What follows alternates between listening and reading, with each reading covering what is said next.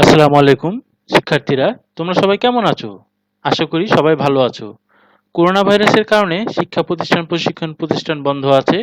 আর এই বন্ধ থাকাকালীন সময়ে বিশেষ অনলাইনে বিশেষ ক্লাস। আজকে আমি যাদের এবং যে বিষয়ের উপর ক্লাস নিব সেটা হলো শ্রেণী নবম এসএসসি ভোকেশনাল ট্রেড সকল বিষয় পদার্থবিজ্ঞান 1 বিষয় কোড 1915 অধ্যায় 2 গতি। এ অধ্যায় পাঠ শেষে আমরা স্থিতি ও গতি ব্যাখ্যা করতে পারব, বিভিন্ন প্রকার গতির মধ্যে পার্থক্য করতে পারব, স্কেলার ও ভেক্টর রাশি ব্যাখ্যা করতে পারব, গতি সম্পর্কিত রাশিসমূহের মধ্যে পারস্পরিক সম্পর্ক বিশ্লেষণ করতে পারব, বাধাহীন ও মুক্তভাবে পড়ন্ত বস্তুর গতি ব্যাখ্যা করতে পারব, লেখচিত্রের সাহায্যে গতি সম্পর্কিত রাশিসমূহের মধ্যে সম্পর্ক বিশ্লেষণ করতে পারব, আমাদের জীবনে গতির প্রভাব উপলব্ধি করতে পারব। চলো শুরু করা যাক। স্থিতি এবং গতি। আমাদের চারপাশে যা কিছু আছে তার মাঝে কোনটি স্থির বা স্থিতিশীল এবং কোনটি চলমান বা গতিশীল সেটি বুঝতে আমাদের কখনো অসুবিধা হয় না। আমাদের চোখ দিয়ে আমরা এমনভাবে দেখি যে কোনো কিছু একটুখানি নড়লেই আমরা চট করে সেটা ধরে ফেলতে পারি। কাজেই স্থিতি বা গতি বলতে কি বোঝায় সেটি আমরা খুব চমৎকারভাবে অনুভব করতে পারি। কিন্তু পদার্থবিজ্ঞানে শুধু অনুভব করা যথেষ্ট নয়, সেটাকে ভালোভাবে সংজ্ঞায়িত করতে হয়। তো চলো আমরা স্থিতি সম্পর্কে সংজ্ঞাটা জানি। যখন কোনো বস্তু সময়ের সাথে পারিপার্শ্বিকের সাপেক্ষে নিজ অবস্থানের কোনো পরিবর্তন করে না, তখন তাকে স্থিতিশীল বা স্থির বলে। আর এ অবস্থান অপরিবর্তিত থাকাকে স্থিতি বলে। অর্থাৎ কি হচ্ছে, সময়ের সাথে এবং পারিপার্শ্বিকতার সাপেক্ষে ওর অবস্থানের কিন্তু পরিবর্তন করছে না। গতি সময়ের পরিবর্তনের সাথে সাথে পারিপার্শ্বিকের সাথে যখন কোনো বস্তুর অবস্থানের পরিবর্তন ঘটে তখন তাকে গতিশীল বলে। আর এ অবস্থানের এ পরিবর্তনের ঘটনাকে গতি বলে। এটা কিন্তু সময়ের সাথে সাথে তার অবস্থানটাকে কি করছে, পরিবর্তন করে ফেলছে। তাহলে আমরা গতির সংজ্ঞাটা মোটামুটি জানতে পারলাম এবং স্থিতি এর সংজ্ঞাটা মোটামুটি জানতে পারলাম। বিভিন্ন প্রকার গতি। আমরা আমাদের চারপাশে অনেক রকম গতি দেখতে পাই। কোনো কিছু নড়ছে, কোনো কিছু কাঁপছে, কোনো কিছু ঘুরছে, কোনো কিছু সরে যাচ্ছে। এই সবই হচ্ছে নানা রকম গতির উদাহরণ। সম্ভাব্য গতির কোনো শেষ নেই, কিন্তু আমরা ইচ্ছে করলে কিছু কিছু গুরুত্বপূর্ণ গতির কথা আলাদা করে বলতে পারি। যেমন 1 সরল রৈখিক গতি, 2 ঘূর্ণন গতি, 3 চলন গতি, 4 পর্যায়বৃত্ত গতি, 5 সরল স্পন্দন গতি। সরল রৈখিক গতি এটি সবচেয়ে সহজ গতির উদাহরণ। কোনো কিছু সরল রেখায় যায় তাহলে তার গতিটি হচ্ছে সরল রৈখিক গতি।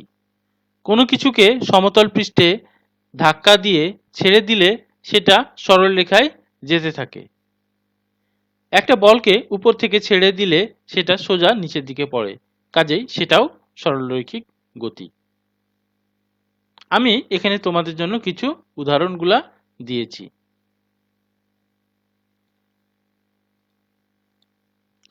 ঘূর্ণন গতি কোনো কিছু যদি একটা নির্দিষ্ট বিন্দুর সমদূরত্বে থেকে ঘুরতে থাকে তাহলে সেটাকে বলে ঘূর্ণন গতি।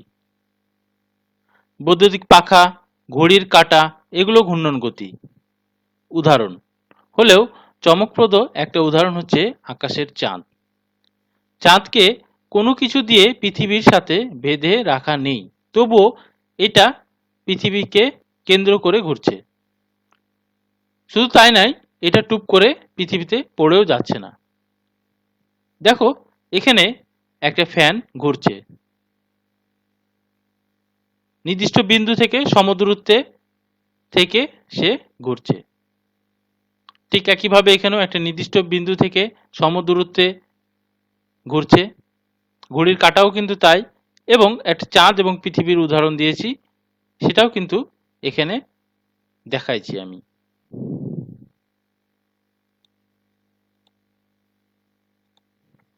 চলন গতি। কোনো কিছু যদি এমনভাবে চলতে থাকে যেন বস্তুর সকল কণা একই সময় একই দিকে যেতে থাকে, তাহলে সেটা হচ্ছে চলন গতি। আমরা আমাদের চারপাশে মাঝে মাঝে এরকম অনেক উদাহরণ দেখতে পাই। কোনো কিছু যখন সোজা যায় তখন তার উদাহরণ দেয়া খুব সহজ। গাড়ির ঘূর্ণায়মান চাকা বিবেচনায় না আনলে সোজা এগিয়ে যাওয়া একটা গাড়ি চলন গতির উদাহরণ। যখন গাড়িটির প্রতিটি বিন্দু একই সময়ে একই দিকে একই দূরত্ব অতিক্রম করছে। আমরা যদি গাড়িটার চাকাটা বিবেচনা করব না, তাহলে গাড়িটার যে বডিটা আছে সেই বডিটা কিন্তু সমস্ত বিন্দুগুলাই একটা নির্দিষ্ট দিকে সোজা এগিয়ে যাচ্ছে। যেমন এখান থেকে যদি একটা বস্তু ছেড়ে দেওয়া হয় এবং এটা যদি এখানে পড়ে যায়, তাহলে কিন্তু তার সমস্ত বিন্দুই সোজা এগিয়ে যাচ্ছে। চলন গতির সোজা হতে হবে এমন কোনো বাধ্যবাধকতা নেই, কিন্তু আঁকাবাঁকা পথে চলন গতির উদাহরণ সহজে পাওয়া যাবে না। একটা প্লেনের প্রতিটি বিন্দুকে একই গতিপথে যেতে হলে সেটিকে কিভাবে যেতে হবে চিত্রে দেখানো হয়েছে। দেখেই বুঝতে পারছো আঁকাবাঁকা চলন গতি পাওয়া কেন এত কঠিন। এটা কিন্তু চলন গতি না, কিন্তু এটা দেখো চলন গতি। পর্যায়বৃত্ত গতি। কোনো গতিশীল বস্তু যদি নির্দিষ্ট সময় পরপর একটি বিন্দু দিয়ে একই দিকে একইভাবে অতিক্রম করে, তাহলে সেটাকে পর্যায়বৃত্ত গতি বলা হয়। আমাদের হৃৎপিণ্ডের স্পন্দন পর্যায়বৃত্ত, কারণ সেটি নির্দিষ্ট সময় পরপর একইভাবে একই দিকে স্পন্দিত বা গতিশীল হয়। দেখো আমি এখানে একটা হৃৎপিণ্ডের উদাহরণ রেখেছি, চিত্র রেখেছি।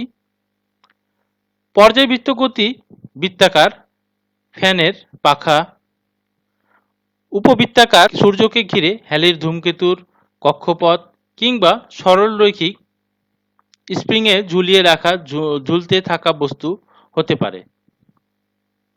ঘূর্ণন গতি একটি বিশেষ ধরনের পর্যায়বৃত্ত গতি। আমি এখানে কিছু পর্যায়বৃত্ত গতির উদাহরণ রেখেছি,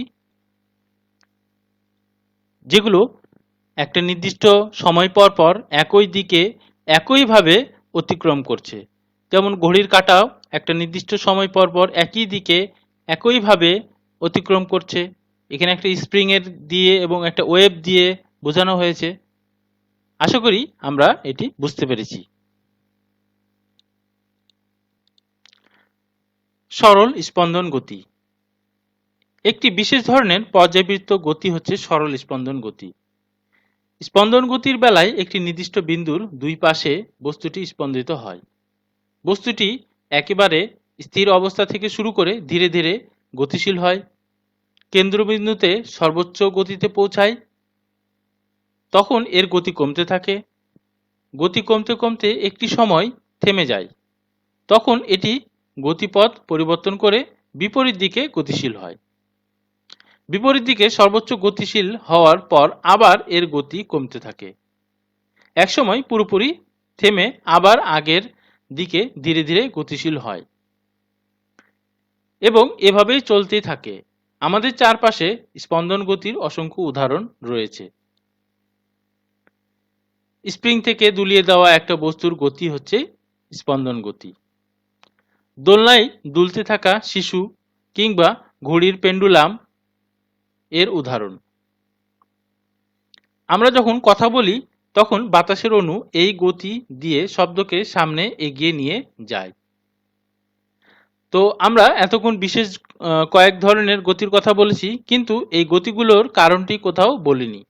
পদার্থবিজ্ঞানে সবচেয়ে বড় সাফল্য হচ্ছে যে এটি শুধু যে বস্তুর বিচিত্র গতির কারণটি খুঁজে বের করবে তা নয়, এর গতির সুনির্দিষ্টভাবে ব্যাখ্যা করতে পারবে। সূর্যের চারিদিকে পৃথিবীর গতি পর্যায়বৃত্ত গতি হলেও ঘূর্ণন গতি নয়। বিষয়টি ব্যাখ্যা করতে হবে। তোমরা একটু চিন্তা করো, কোনো গতিশীল বস্তু কণার গতি যদি এমন হয় যে এটি এর গতিপথে কোনো নির্দিষ্ট বিন্দুকে নির্দিষ্ট সময় পর পর একই দিক থেকে অতিক্রম করে, তাহলে সেই গতিকে পর্যায়বৃত্ত গতি বলে। পৃথিবী সূর্যকে উপবৃত্তাকার পথে প্রতি 1 বছর বা 365 দিন পরপর একই দিক থেকে পরিভ্রমণ করে, তাই পৃথিবীর গতি পর্যায়বৃত্ত গতি। আবার কোনো বস্তু যদি কোনো বিন্দু বা অক্ষ থেকে সমান দূরত্ব বজায় রেখে ওই বিন্দু বা অক্ষের চারপাশে বৃত্তাকার পথে ঘুরে, তবে বস্তুর এই গতি হলো ঘূর্ণন গতি। যেহেতু পৃথিবীর কক্ষপথ উপবৃত্তাকার, সেহেতু সূর্য থেকে পৃথিবীর দূরত্ব সর্বদা সমান নয়। পর্যায়কালের বিভিন্ন সময়ে এই দূরত্ব বিভিন্ন। তাহলে আমরা বলতেই পারি সূর্যের চারিদিকে পৃথিবীর গতি ঘূর্ণন গতি নয়, বরং এটি উপবৃত্তাকার গতি। ঘূর্ণন গতি ও চলন গতির মধ্যে পার্থক্য একটু ভাবো, কি পার্থক্য হতে পারে? ঘূর্ণন গতি, যখন কোনো বস্তু কোনো নির্দিষ্ট বিন্দু বা রেখা থেকে বস্তু কণাগুলোর দূরত্ব অপরিবর্তিত রেখে ওই বিন্দু বা রেখাকে কেন্দ্র করে ঘোরে, তখন ওই বস্তুর গতিকে ঘূর্ণন গতি বলে। এর উদাহরণ হলো বৈদ্যুতিক পাখার গতি, ঘড়ির কাঁটার গতি। তাহলে চলন গতি, চলন গতি কোনো বস্তু যদি এমনভাবে চলতে থাকে যাতে করে বস্তুর সকল কণা একই সময়ে একই দিকে সমান দূরত্ব অতিক্রম করে, তাহলে ওই গতিকে চলন গতি বলে। উদাহরণ, একটি বইকে ঘুরতে ঘুরতে না দিয়ে টেবিলের এক প্রান্ত থেকে ঠেলে অন্য প্রান্তে নিয়ে যাওয়া। পর্যায়বৃত্ত গতি ও স্পন্দন গতির মধ্যে পার্থক্য তোমরা একটু চিন্তা করো, কি কি পার্থক্য হতে পারে?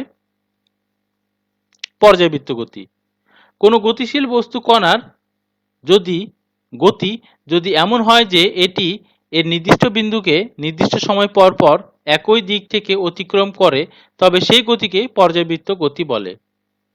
সকল পর্যায়বৃত্ত গতি স্পন্দন গতি নয়। উদাহরণ, ঘড়ির কাঁটা ও বৈদ্যুতিক পাখার গতি। স্পন্দন গতি, পর্যায়বৃত্ত গতি সম্পন্ন কোনো কণা যদি তার পর্যায়কালের অর্ধেক সময় যে দিকে চলে, বাকি অর্ধেক সময় তার বিপরীত দিকে চলে, তবে সেই গতিকে স্পন্দন গতি বলে। সকল স্পন্দন গতি পর্যায়বৃত্ত গতি। উদাহরণ, সরল দোলকের গতি, সুর শলাকার কম্পনের গতি। সকল পর্যায়বৃত্ত গতি ঘূর্ণন গতি নয়। বিষয়টি ব্যাখ্যা করো। ঘূর্ণন গতি, যখন কোনো বস্তু কোনো নির্দিষ্ট বিন্দু বা রেখা থেকে বস্তু কণাগুলোর দূরত্ব অপরিবর্তিত রেখে ওই বিন্দু বা রেখাকে কেন্দ্র করে ঘোরে, তখন ওই বস্তুর গতিকে ঘূর্ণন গতি বলে।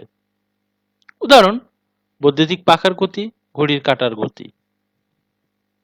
পর্যায়বৃত্ত গতি, কোনো গতিশীল বস্তু কণার গতি যদি এমন হয় যে এটি এর নির্দিষ্ট বিন্দুকে নির্দিষ্ট সময় পরপর একই দিক থেকে অতিক্রম করে, তবে সেই গতিকে পর্যায়বৃত্ত গতি বলে। সকল পর্যায়বৃত্ত গতি স্পন্দন গতি নয়। উদাহরণ, ঘড়ির কাঁটা ও বৈদ্যুতিক পাখার গতি। তাহলে দেখা যাচ্ছে যে ঘূর্ণন গতি সম্পন্ন কোনো বস্তু বৃত্তাকার গতিপথে যে কোনো বিন্দুকে নির্দিষ্ট সময় পরপর একই দিক থেকে অতিক্রম করতে হয় বলে ঘূর্ণন গতি এক প্রকার পর্যায়বৃত্ত গতিও বটে। তবে সকল পর্যায়বৃত্ত গতি সম্পন্ন বস্তু গতি ঘূর্ণন গতি নয়। যেমন অল্প বিস্তারে দোলায়মান সরল দোলকের গতি, যা পুরোপুরি রৈখিক গতি। আশা করি এতক্ষণ আমরা যেগুলো ব্যাখ্যা করেছি বুঝতে পেরেছি। তোমাদের বাড়ির কাজ হিসেবে স্থিতি ও গতি সম্পর্কে ব্যাখ্যা করো এটা থাকছে বিভিন্ন প্রকার গতির মধ্যে পার্থক্য করো। যদিও এগুলো কিন্তু আলোচনা হয়েছে, এগুলো তোমরা বাড়ির খাতায় লিখবে এবং আয়ত্ত করার চেষ্টা করবে। তো গতি সম্পর্কিত প্রথম ক্লাসের আজ এ পর্যন্তই। আগামীতে আরেকটি ক্লাস নিয়ে তোমাদের সামনে হাজির হব, সে আশায় আজকের মতো এখানে বিদায় নিচ্ছি। সবাইকে আল্লাহ হাফেজ।